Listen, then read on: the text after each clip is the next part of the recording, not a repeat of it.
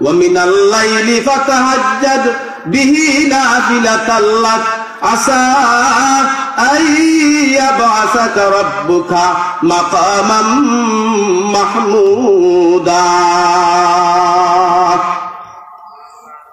আল্লাহ ডাক দিয়ে বলবেন, ও আমার হাবিব মুহাম্মদ রাসূলুল্লাহ সাল্লাল্লাহু আলাইহি সাল্লাম, তুমি প্রশংসিত, তুমি প্রশংসার সম্মানের চেয়ারে বসো। নবীজি বলবেন, ও রব্বুল আলামিন, যতক্ষণ পর্যন্ত আমার কোন উম্মত জাহান্নামী থাকবেন, গুনাহগার কোন উম্মত হাসরের মাঠে থাকবেন, ততক্ষণ পর্যন্ত আমি নবীজি এই চেয়ারে বসবো না। আল্লাহ তোমার ওয়াদা, ওয়ালা সাউফা ইউতিকা রাব্বুকা ফাতারদা।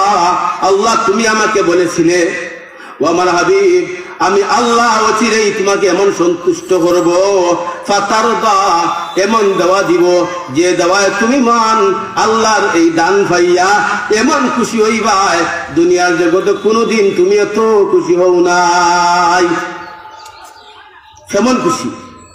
নবীজি বলবেন, রব্বুল আলামিন, যতক্ষণ আমার একজন উম্মত, ইমানদার উম্মত এই জাহান্নামের মধ্যে থাকবেন, আমার গুনাহগার উম্মত জান্নাতে যাবেন না, আমি নবী কখনো জান্নাতের ভিতরে ঢুকব না।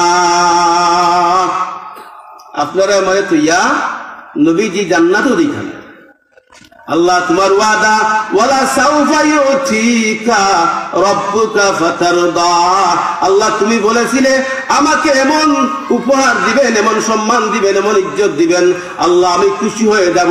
আমি এমন সময় খুশি হইব যখন আমার तमाम মুমিন উম্মতের নারী আর পুরুষকে আপনি জাহান্নাম থেকে মুক্তি দিয়া দিবেন। আমি মুহাম্মদ রাসূলুল্লাহ সাল্লাল্লাহু আলাইহি সাল্লাম সঙ্গে সঙ্গে মহা খুশি হয়ে যাব। এই জন্য জান্নাতে যাইতে গেলে, নবীজির শাফায়াত খাইতে গেলে প্রথম শর্ত হলো ঈমান থাকা। ঈমান থাকা, নবীজির অন্তর দ্বারা পূর্ণাঙ্গ রূপে মহব্বত করা। নবীজির প্রতি যদি পূর্ণাঙ্গ রূপে আপনার আমার মহব্বত না থাকে, তাহলে নবীজির শাফায়াত পাওয়া কঠিন।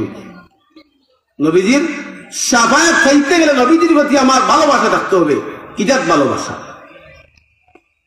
নবীজি ফরমাই যে যতক্ষণ পর্যন্ত কোন উম্মতের ভালোবাসা তার মায়ের চেয়ে, তার বাবার চেয়ে, তার মেয়ের চেয়ে, তার ছেলের চেয়ে, সারা দুনিয়ার চেয়ে, লা ইউমিনু আহাদুকুম হাত্তা আকুনা আহাব্বা ইলাইহি মিন ওয়ালিদিহি ওয়া ওয়ালাদিহি ওয়ান নাসি আজমাইন।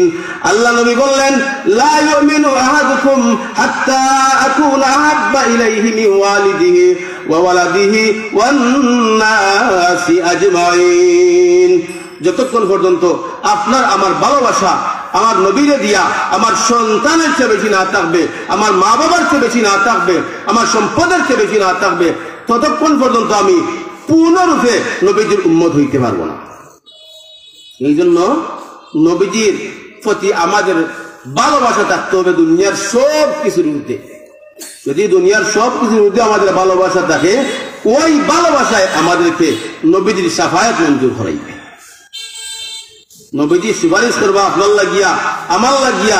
যদি এখন আমি উম্মত না থাকি, এমন খাদ্যক্লাব যদি আমার দ্বারা সংগঠিত হয় যে খাদ্যক্লাবে নবীজি আমাকে উম্মতের পরিচয় দিতে লজ্জাবোধ করবা, তাহলে তো আমি খাঁটি নবীজির প্রেমিক হইতে পারলাম না, খাঁটি মুমিন হইতে পারলাম না, খাঁটি আশিক হইতে পারলাম না।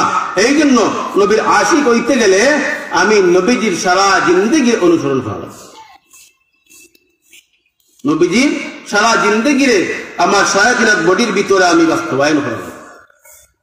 নবীজির সুন্নত দাড়ি রাখা, নবীজির সুন্নত টুপি মাথায় দেওয়া, নবীজির সুন্নত পাঞ্জাবি পরা, নবীজির সুন্নত মিসওয়াক করা, নবীজির সুন্নত ডাইন খাতে ঘুমানি, নবীজির সুন্নত মসজিদে ডাইন পাও দি ঢুকা, নবীজির সুন্নত বাম পাও দি মসজিদ দি বাহির হওয়া, নবীজির সুন্নত বাথরুমে প্রস্রাব হনায় বাম পাও দি ঢুকা, নবীজির সুন্নত বাম পাও ডাইন পাও দিয়ে বাহির হওয়া।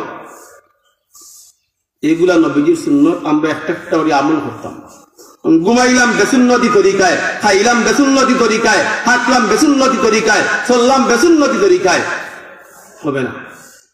আমার চলাফেরা সবকিছু হবে নবীজির তরিকায়। কারণ যে আমার রাসূলুল্লাহর এত মহব্বত, এত ভালোবাসা। নবীজি কবর থেকে রোজা শরীফ থেকে উঠতে সময় ফাতিমাও হইবান